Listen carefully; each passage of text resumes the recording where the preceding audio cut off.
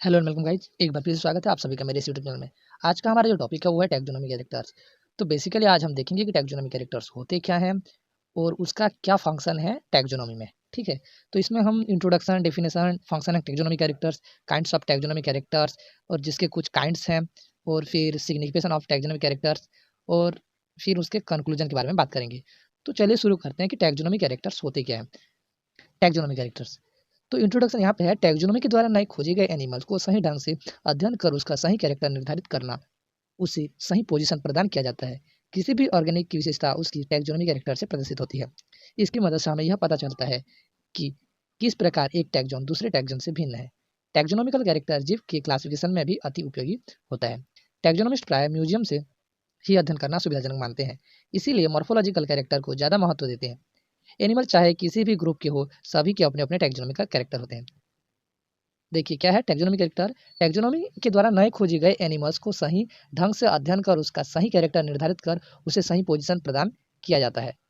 तो taxonomy character वह character होते हैं जो किसी एनिमल को टैक्सोनॉमी में सही स्थान प्रदर्शित करने के लिए या सही पोजीशन दिलाने के लिए हेल्पफुल होता है। ठीक है, अब हम बात करेंगे उसके एक अच्छे डेफिनेशन के बारे में।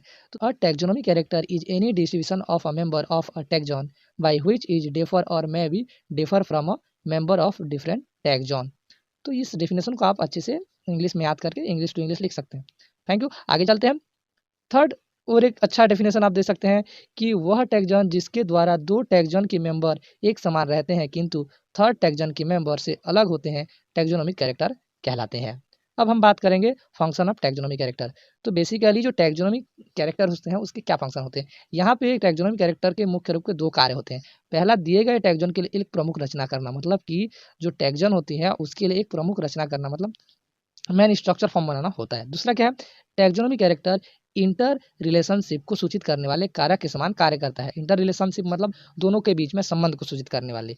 यह गुण उसको हायर टैक्सोन की स्टडी के लिए हेल्पफुल बनाता है। ठीक है, इस गुण के कारण हम लोग क्या करते हैं, हायर टैक्सोन जो लेवल होता है, जैसे कि हम लोग टैक्सोनॉमी की बात करते हैं, जब वर्गीकरण की बात करते हैं, तो बड़े बड़े टैक्सोन लेवल को जब पढ़ने की कोशिश करते हैं तब हमें टैक्सोनॉमी कैरेक्टर की आवश्यकता पड़ती है।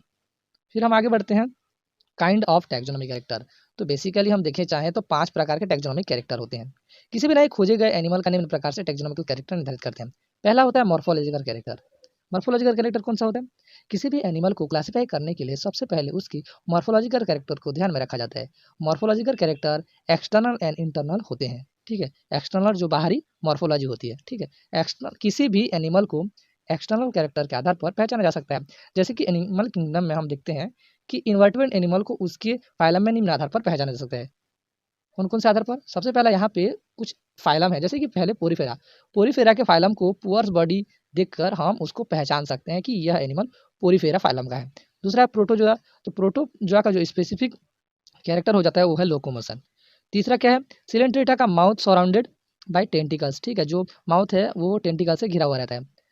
प्लेटियलमेंथिस का क्या है, फ्लैट सेगमेंटेड बॉडी। जो बॉडी होती है वो सेगमेंटेड होती है, फ्लैट सेगमेंटेड होती है। ठीक है, निमेटोहेलमिंथिस में राउंड अनसेगमेंटेड बॉडी पाई जाती है। आर्थ्रोपोड्स में body covered by with cuticle से घिरा रहता है बॉडी। मोलस्का में सॉफ्ट बॉडी पाई जाती है। इकाइनोडर्मिटा में पेंटामेरस एक्सोस्केलेटन, जो कि किसकी बनी होती है, काइटिन की बनी होती है। ठीक है, ये तो हो गया, हम इन्वर्टेब्रेट एनिमल्स के फाइलम की बात कर लिया। अब हम बात करेंगे कॉर्डेटा एनिमल। तो कॉर्डेटा एनिमल्स को बेसिकली, कॉर्डेटा एनिमल्स में जब रेप्टिलिया और फिशेस की बात करें तो फिशेस में स्केल्स पाए जाती हैं और रेप्टाइल्स में कुछ कुछ में विंग्स पाई जाती है। ठीक है, इस एक्सटर्नल आधार पर हम लोग पहचान सकते हैं। एबिस में क्या कैरेक्टर होते हैं, एबिस में जो होते हैं वो विंग्स होते हैं और फेदर्स होते हैं। मैमल्स में बॉडी हेयर देख के हम पहचान सकते हैं। तो ये हो गया आपके कॉर्डेटा एनिमल्स को एक्सटर्नल मॉर्फोलॉजी के हिसाब से हम पहचान सकते हैं। अब हम बात करेंगे कलरेशन। कलरेशन ये भी एक एक्सटर्नल क्या है, कैरेक्टर्स है। ठीक, कलरेशन मतलब कलर के हिसाब से। सबसे पहले कलरेशन पैटर्न भी क्लासिफिकेशन में महत्वपूर्ण है। बर्ड की प्रत्येक स्पीसीज फेदर्स के कलर से पहचानी जा सकती है। हम कोई भी पक्षी देखते हैं तो उसके पक्षी के जो पंख है उसके रंग से हम उस पक्षी को पहचानते हैं। अब बात करेंगे सेकंड टाइप्स क्या होता है, इंटरनल मॉर्फोलॉजी। न्यूक्लियस की संख्या, क्रोमोसोम में डीएनए एंड आरएनए की संख्या के आधार पर स्पीसीज एंड सब स्पीसीज में क्लासिफिकेशन करने में महत्वपूर्ण भूमिका निभाती है। ठीक है, इंटरनल मॉर्फोलॉजी की बात करें तो इंटरनल हम सेल्स के अंदर देखते हैं तो न्यूक्लियस होती है, तो न्यूक्लियस की संख्या, क्रोमोसोम में डीएनए एंड आरएनए की संख्या के आधार पर स्पीसीज और सब स्पीसीज में क्लासिफिकेशन में हमें महत्वपूर्ण भूमिका निभाते हैं। ठीक है, इस आधार पर हम लोग किसी भी एनिमल का क्लासिफिकेशन करते हैं। ये एक हो गया आपका इंटरनल मॉर्फोलॉजी। अब हम बात करेंगे जेनेटिक कैरेक्टर्स या जेनेटिक स्ट्रक्चर। जेनेटिक स्ट्रक्चर मतलब जब हम लोग काइंड्स की बात करते हैं, टाइप्स की बात करते हैं, तब तो जेनेटिक स्ट्रक्चर आता है। इंसेक्ट एंड स्पाइडर के कई स्पीसीज के जेनेटिक स्ट्रक्चर अन्य कैरेक्टर की अपेक्षा अधिक महत्वपूर्ण होते हैं। जेनेटिक स्ट्रक्चर की हम बात करें तो आर्थ्रोपोडा में बहुत उपयोगी होते हैं। अधिकांश वर्टब्रेट जैसे कि फिशेस की गोनोपोडियम, स्नेक की हेमीपेनिस एंड बैकुलम ऑफ मैपेलिस अच्छे टैक्सोनॉमिक कैरेक्टर्स हैं। ठीक है, जेनेटिक कैरेक्टर में क्या आते हैं, फिशेस के क्या आता है, गोनोपोडियम आता है जो कि एक जेनेटिक कैरेक्टर है। स्नेक की हेमीपेनिस आते हैं, क्या है वो जेनेटिक कैरेक्टर है। और बैकुलम ऑफ मेमेलियन, यह भी एक क्या है, जेनेटिक कैरेक्टर है जो कि टैक्सोनॉमिक कैरेक्टर है। ठीक, सबके सब क्या है, टैक्सोनॉमी में इस्तेमाल किया जाता है जब किसी भी नए खोजे गए एनिमल्स का क्लासिफिकेशन करना होता है, हमें नॉमेनक्लेचर करना होता है तब। अब हम तीसरे टाइप्स की बात करेंगे, वो है लार्वल स्टेज एंड माइक्रोबायोलॉजी। कई immature larval stage and embryology कभी कभी एक से भी टैक्सोनॉमिक इन्फॉर्मेशन प्राप्त होता है उसके स्टेज को देखकर कि एक का जो विकास हुआ है वो कैसे हुआ है, किस किस स्टेज से होके हुआ है, इमेच्योर हुआ है या मैच्योर हुआ है। ठीक है, एनापिलिज मैक्यूली पेनिस के कई सिबलिंग स्पीशीज उनकी एक से भिन्नता के आधार पर किया गया है, एक के साइज में भी भिन्नता देखी जाती है।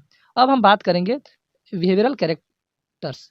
जो टैक्सोनॉमिक कैरेक्टर है उसमें डीप ऑप्शन है behaviour character. Behaviour taxonomic character का एक इंपॉर्टेंट सोर्स है, एक अच्छा केंद्र है। दो संबंधित स्पीसीज व एक निश्चित सिबलिंग स्पीसीज के अध्ययन में बिहेवियर कैरेक्टर मॉर्फोलॉजिकल से उत्तम है। कई स्पीसीज टाइप के बिहेवियर ब्रीडिंग सीजन में ही या ब्रीडिंग के कुछ घंटे के अंदर देखे जा सकते हैं। ठीक है, अब देखिए बिहेवियर कैरेक्टर्स हम कैसे पहचानते हैं, क्योंकि अलग अलग एनिमल का बिहेवियर अलग अलग होता है। समान प्रकार के दिखने वाले एनिमल में भी उनमें जो बिहेवियर जो होता है वो अलग अलग होता है। उस आधार पर किसी भी एनिमल्स को हम पहचान सकते हैं जो एक दूसरे से समान दिखते हैं, क्योंकि हम लोग बाहरी जो आउटर जो कैरेक्टर होते हैं, जो एक्सटर्नल कैरेक्टर होते हैं, उस आधार पर दोनों को समान रूप से हम देख लेते हैं। तब हमें पहचानने में असुविधा हो जाती है कि दोनों एक ही पक्षी है या अलग अलग। एक मात्र के पक्षी का हम एग्जाम्पल लें, तब हमें किसकी ब्रीडिंग की याद आती है। ठीक है, हम लोग स्पीसीज टाइप को देखेंगे, तब बिहेवियर हम देखेंगे तो दोनों में सीजन में जो बिहेवियर होता है उसमें अंतर आता है। तब उस आधार पर हम लोग उसे क्लासिफिकेशन या फिर नॉमेनक्लेचर कर सकते हैं। अब हम बात करेंगे फिजियोलॉजिकल कैरेक्टर। फिजियोलॉजिकल कैरेक्टर कैसे कैरेक्टर होते हैं, फिजियोलॉजिकल कैरेक्टर के अंतर्गत तीन प्रकार के कैरेक्टर आते हैं। ठीक है, मेटाबॉलिक कैरेक्टर, इसके अंतर्गत वे कैरेक्टर आते हैं जो कि डेवलपमेंट न्यूटनी में सहायक होते हैं। किसमें, डेवलपमेंट ऑफ न्यूटनी में सहायक होते हैं, मतलब किस प्रकार से न्यूटनी का डेवलपमेंट हो रहा है उस कैरेक्टर के आधार पर क्लासिफिकेशन करना। दूसरा है protein and other biochemicals test. ठीक है, ब्लड के स्टेरियोलॉजिकल टेस्ट के द्वारा एनिमल की रिलेशनशिप ज्ञात कर सकते हैं, अर्थात this is very important for taxonomy. ठीक है, ये बहुत ही इंपॉर्टेंट है टैक्सोनॉमी के लिए। किस आधार पर, ब्लड के स्टेरियोटाइप टेस्ट। ठीक है, अब हम बात करेंगे बॉडी सिक्रेशन। इसके अंतर्गत हार्मोन्स, एंजाइम्स एंड फेरोमोन्स आदि आते हैं, ये सभी टैक्सोनॉमी में यूजफुल होते हैं। ठीक, इस देखिए बॉडी सिक्रेशन के आधार पर हार्मोन्स, एंजाइम्स और फेरोमोन्स जब आते हैं, उस आधार पर किसी भी एनिमल से अगर हार्मोन्स का स्रावित हो रहा है तो वह अलग फाइलम में आएगा। अगर उस एनिमल से एंजाइम्स का स्रावित हो रहा है या उस एनिमल से फेरोमोन्स स्रावित हो रहा है, तो एक ही प्रकार के जीव अलग अलग फेरोमोन्स का स्रावित करते हैं, जिस आधार पर हम उसे अलग अलग फाइलम में रख सकते हैं। अब इकोलॉजिकल कैरेक्टर की बात करें तो इकोलॉजी मतलब भूविज्ञान, सॉरी भौतिकी विज्ञान, जिस आधार पर जैसे कि इकोलॉजी हमारा इकोसिस्टम जो है, ठीक है, उस आधार पर हैबिट एंड हैबिटाट मतलब उसका रहन सहन, आवास। एनिमल की हैबिट एंड हैबिटाट में पर्याप्त भिन्नता पाई जाती है। कुछ फ्री लिविंग एनिमल तो कुछ पैरासाइट होते हैं, कुछ सेप्रोफाइटिक होते हैं, तो कुछ टेरेस्ट्रियल होते हैं। साथ साथ कुछ aquatic, marine, oral and aboral भी होते हैं। इस आधार पर अलग अलग जीवों को अलग अलग फाइलम में रखा गया है, जो कि एक अच्छा क्या है, टैक्सोनॉमिक कैरेक्टर है। अब फूड हैबिट देखिए, कुछ जो एनिमल होते हैं वो कार्निवोरस होते हैं, जो कुछ हर्बीवोरस होते हैं, कुछ शाकाहारी होते हैं तो कुछ मांसाहारी होते हैं, कुछ पैरासाइट होते हैं। अर्थात एनिमल के फूड हैबिट में भी काफी अंतर पाया जाता है। यह भी एक वेरी इंपॉर्टेंट कैरेक्टर है जब हम टैक्सोनॉमी क्लासिफिकेशन या फिर नॉमेनक्लेचर करते हैं। Seasonal variations in generation. अब सीजनल वेरिएशन इन जनरेशन क्या है, देखिए कम आयु वाले इन्वर्टिब्रेट जैसे कि इंसेक्ट की एक वर्ष में कई पीढ़ियां बढ़ती है, तथा ये जीव ठंड की हैचिंग में बने जीव तथा ग्रीष्म की हैचिंग में बने जीव में काफी भिन्नता पाई जाती है। यह भी टैक्सोनॉमी के लिए इंपॉर्टेंट, वेरी इंपॉर्टेंट कैरेक्टर है। ठीक है, देखिए सीजनल वेरिएशंस मतलब अलग अलग सीजन में जो एनिमल्स की जो प्रोसेस होती है, रिप्रोडक्शन की प्रोसेस हो, चाहे वो हैचिंग की प्रोसेस हो, चाहे वो डेवलपमेंट की प्रोसेस हो, उस आधार पर हम उस एनिमल को पहचान सकते हैं और उन्हें अलग करके अलग क्लास में क्लासीफाई कर सकते हैं या उनका वर्गीकरण में इंपॉर्टेंट देख सकते हैं। तो ये हो जाती है सीजनल वेरिएशंस इन जनरेशन। ठीक है, अब इथोलॉजिकल कैरेक्टर्स की बात करेंगे। ठीक है, तो प्रत्येक एनिमल के आचार व्यवहार में भी काफी भिन्नता पाई जाती है। सबसे पहले इथोलॉजिकल जब कैरेक्टर्स की बात करेंगे, सबसे पहले हम बात करेंगे गंध की, मतलब वह एनिमल से किस प्रकार का गंध निकलता है। कुछ एनिमल में एक स्पेशल प्रकार का गंध निकलता है, जैसे कि कस्तूरी मृग, खटमल। ठीक है। इन एनिमल्स को आप सूंघोगे ना तो उसे सूंघ के ही आप पता कर सकते हैं कि ये एनिमल्स कौन से हैं, तो उस आधार पर उस एनिमल्स को उस समूह में रख सकते हैं। दूसरा, आवाज़ में कुछ एनिमल कुछ खास आवाज़ निकालते हैं, लाइक टोड एंड कोयल। ठीक है, कोयल और कौवा दोनों समान रूप से दिखाई देते हैं, आपने देखा ही होगा। लेकिन कोयल की जो आवाज़ होती है, उसकी जो साउंड वेव्स होती है, बहुत ही सुंदर होती है। ठीक है, जबकि कौवा की ऐसी नहीं होती है। अब बात करेंगे, तीसरा है नेस्ट फॉर्मेशन, यानी घोंसला बनना। एनिमल में घोंसला बनाना भी एक बिहेवियर पैटर्न है, यह भी अलग प्रकार की होती है। जैसे मकड़ी का जाल, देखिए मकड़ी का घोंसला जो है ना वो मकड़ी का जाल है, जबकि चिड़िया का घोंसला उसका पत्तों से बना हुआ घोंसला होता है। जबकि मकड़ी यहाँ पे जाल अलग प्रकार के हार्मोन से बनाती है, उससे मतलब स्त्रावित होती है, कुछ लिक्विड टाइप की उससे बनाती है। इंसेक्ट अपना हाउस टाइप का बनाता है, हनी भी अपना छत्ता बनाती है जहाँ से रस भी निकलता है। ठीक है, तो इस प्रकार से हम एनिमल्स को अलग अलग घोंसलों के हिसाब से भी हम उसे डिस्ट्रीब्यूट कर सकते हैं, क्लासीफाई कर सकते हैं। अब जियोग्राफिकल डिस्ट्रीब्यूशन या जियोग्राफिकल कैरेक्टर्स बोल सकते हैं। सामान्यतः वर्ल्ड में एनिमल डिस्ट्रीब्यूशन असमान है, यह confused taxonomy picture and taxonomic hypothesis के क्लासिफिकेशन में उपयोगी है। ठीक है, अब जियोग्राफिकल डिस्ट्रीब्यूशन के आधार पर भी हम एनिमल को अलग अलग वर्ग या समूह में क्लासीफाई कर सकते हैं। तो जियोग्राफिकल जो कैरेक्टर्स हो जाता है, ये क्या हो जाता है, जियोग्राफिकल कैरेक्टर हो जाता है। जैसे कि ट्रॉपिकल, सब ट्रॉपिकल रीजन, पोलर रीजन आदि में अलग अलग स्पीसीज एनिमल पाए जाते हैं। जैसे हम बात करें तो जो ठंडे प्रदेश हैं वहाँ पे पाए जाने वाले एनिमल्स गर्म प्रदेश में नहीं पाए जाते हैं, और गर्म प्रदेश में पाए जाने वाले एनिमल ठंडे प्रदेश में नहीं पाए जाते हैं। और कुछ ऐसे एनिमल्स हैं जो दोनों प्रदेश में पाए जाते हैं, लेकिन उन एनिमल्स में अलग अलग डिफरेंस होते हैं। इस आधार पर हम जियोग्राफिकल डिस्ट्रीब्यूशन है उस आधार पर भी हम देख सकते हैं। जैसे एग्जाम्पल्स के लिए हम बात करेंगे कीवी। कीवी एक एनिमल्स है जो कि न्यूजीलैंड में पाया जाता है, और कंगारू क्या है, एक अलग एनिमल्स है, वो ऑस्ट्रेलिया में पाया जाता है, जबकि वो इंडिया में नहीं पाया जाता। मतलब सॉरी, कंगारू जो है वो अलग देशों में उतनी मात्रा में नहीं पाया जाता है। इस आधार पर हम जियोग्राफिकल डिस्ट्रीब्यूशन जो एक अच्छा कैरेक्टर होता है वो भी टैक्सोनॉमिकली। अब सिग्निफिकेशन ऑफ टैक्सोनॉमी कैरेक्टर, जो टैक्सोनॉमी कैरेक्टर है उसका क्या इंपॉर्टेंस है, क्या महत्व है। ठीक है, तो इस पृथ्वी पर असंख्य और विभिन्न प्रकार के जीव पाए जाते हैं, अतः इतने सारे जीवों का अलग अलग अध्ययन करना क्या है, पॉसिबल नहीं है, क्या है, इम्पॉसिबल। एनिमल किंगडम को फाइलम, क्लास, सब क्लास, ऑर्डर, स्पीसीज, जीनस आदि में अलग अलग डिवाइडेड कर दिया गया है। तो यह कार्य टैक्सोनॉमी कैरेक्टर से ही संभव हुआ है। वो टैक्सोनॉमी कैरेक्टर के कारण ही हम अलग अलग एनिमल्स को अच्छी तरह से क्लासिफाई करके उनके बारे में और अधिक जानकारी प्राप्त कर सकते हैं। टैक्सोनॉमी कैरेक्टर द्वारा हम कम समय में अधिक एनिमल्स के बारे में जानकारी मिलता है। तीसरा पॉइंट क्या है, टैक्सोनॉमी कैरेक्टर के बेस पर एनिमल का नामकरण किया जाता है, उनका क्लासिफिकेशन किया जाता है। कंक्लूजन क्या निकलता है, पूरे स्टेटमेंट में हमने पढ़ लिया है, मतलब पूरा वीडियो देखने के बाद या फिर स्टेटमेंट पढ़ने के बाद आप लिखेंगे, ऐसा ही लिखेंगे।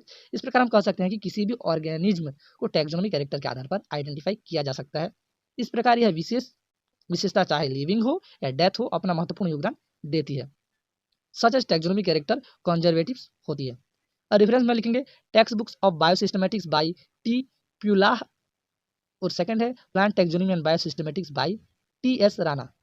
ठीक है, तो वीडियो में आज के लिए इतना ही। तो आप एक बार फिर से सुन लीजिए, तो क्या होता है टैक्सोनॉमी कैरेक्टर। टैक्सोनॉमी कैरेक्टर वह कैरेक्टर होते हैं जो कि हमारे टैक्सोनॉमी क्लासिफिकेशन या नोमेनक्लेचर में बहुत ज़्यादा हेल्पफुल होते हैं। ठीक है, वीडियो पसंद आया तो वीडियो को एक लाइक करें और अपने दोस्तों के साथ शेयर जरूर करें।